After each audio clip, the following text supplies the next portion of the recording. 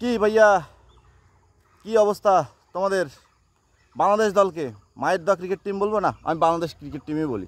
Bangladesh cricket দলকে অভিনন্দন। Bangladesh cricket দলের দুর্ধর্ষ দুর্ধর্ষ তারপরে কি বলবো, বিধ্বংসী ওপেনারদের সাথে শুরু করে বাংলাদেশের মিডল অর্ডার সমস্ত এবং সবাইকে একসাথে করে বাংলাদেশ দলের সমস্ত ক্রিকেটারদেরকে অভিনন্দন, অভিনন্দন, সুস্বাগতম ইউএসএর সাথে হেরে যাওয়ার জন্য।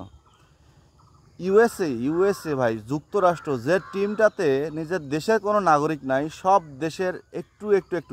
আমরা বাংলাদেশে যে তরকারি রান্না করি, বিশেষ করে রংপুরের ভাই প্যালকা যে রান্না করি, সেখানে আমরা কী কী দিয়ে রান্না করি? একটু লবণ, একটু মরিচ, হ্যাঁ, একটু সজনার পাতা, একটু কচুর পাতা, হ্যাঁ, আদা একটু, রসুন একটু, সব নিয়ে আমরা প্যালকা রান্না করে ওইটা টেস্ট হয়। রংপুরে যারা আছেন তারা হয়তো, যারা আমাকে রান্নাটা দেখবেন তারা হয়তো ব্যাপারটা নিয়ে একটু মশলা হাসি করতেই পারেন, কিন্তু এটা তো সত্যি যে প্যালকা রান্না করতে আমরা কী কী কী কী জিনিস নেই। সেখানে যুক্তরাষ্ট্র, এইটার এক্সাম্পলটা হচ্ছে যুক্তরাষ্ট্র টিম ওয়েস্ট ইন্ডিজ থেকে, ইন্ডিয়া থেকে, পাকিস্তান থেকে, শ্রীলঙ্কা থেকে, আফগানিস্তান থেকে, সব দেশ থেকে একটা একটা করে প্লেয়ার নিয়ে 11টা প্লেয়ার তাদের গঠিত। সেই টিমটা বাংলাদেশ দলকে, আমাদের বুদ্ধিজীবী ক্রিকেট বোর্ডের সোনার বাংলা গর্বিত সন্তানদেরকে টি-20 খেলা শেখাচ্ছে।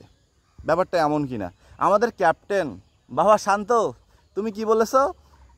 ভালো খেলেনি তাই হেরে গেছে, দুশ্চিন্তার কোনো কারণ নাই। দুশ্চিন্তার কোনো কারণ নাই এটা বলেছে, চিন্তার কোনো কারণ সে বলে নাই, কারণ চিন্তাটা তো আমাদের ভাইয়া, তাদের না। আচ্ছা বাবা লিটন কুমার দাস, তুই কি মহা প্রতিজ্ঞাবদ্ধ ভাইরে? তুই কি আর কোনোভাবেই কোনো দিন ফর্মে ফিরবি না? মানে তোর কি মাথার মধ্যে কি, মানে তুই যে তোর সাক্ষাৎকারে গ্রিন রোডে যে বললি যে আমাকে নিয়ে চিন্তা করার দরকার নাই, আমি সবসময় হাসি মুখে থাকবো, আমি সবাইকে রানে ফেরানোর চেষ্টা করব, এইসব কথা যে তুই আমাদেরকে বললি, এটা কি আমাদেরকে কত নাম্বার সান্ত্বনা বাণী তুই শেখাইছিস বাবা? একটু আমাদের বোঝা যে তুই আমাকে কত নাম্বার সান্ত্বনা বাণী শেখাইছিস আমাদেরকে।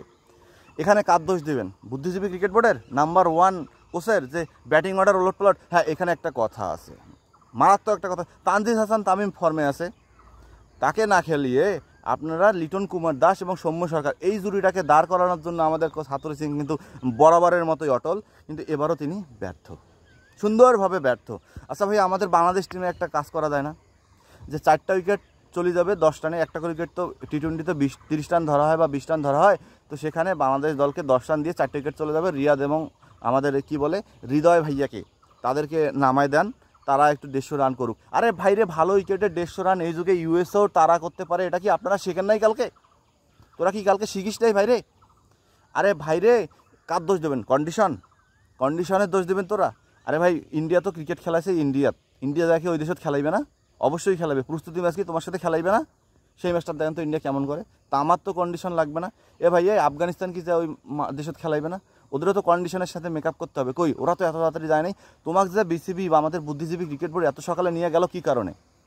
এইসব ব্যাটিং লাইন আপ, ওপেনিং জুটি, নাম্বার ওয়ান অলরাউন্ডারকে রান আউট করে দিলেন। এরপর কি শান্ত, হ্যাঁ, 1 ডাউনে আসলো, তিনি 11 বলে 3 রান করেছে। 11টা বল খেলেছে ভাইয়া, 3 রান করেছে। আর বাকিগুলোর কথা নাই বললাম। রিয়াদার যদি তাওহিদ হৃদয় না দাঁড়াইতো তাহলে তো সম্মানের বালাইটা একদম পক পক পক পক করে শেষ করে দিত। আচ্ছা ভাইয়া, তোরা টি-20 কবে খেলবি ভাইয়া? তোরা কি মহা প্রতিজ্ঞাবদ্ধ যে আমরা আর ভালো খেলবো না, আমরা আর ফর্মে ফিরবো না? ভাইয়া রে, তোদেরকে ক্রিকেট খেলা যে ইউএসএ শেখাইলো, যদি পারিস এটাও একটা শিক্ষা হিসেবে খেলাটাকে নিয়ে নিস। রান আউটে যারা দেখছেন চ্যানেলটা সাবস্ক্রাইব করেন, আর যারা পেজে দেখছেন পেজটাকে ফলো দিতে ভুলবেন না।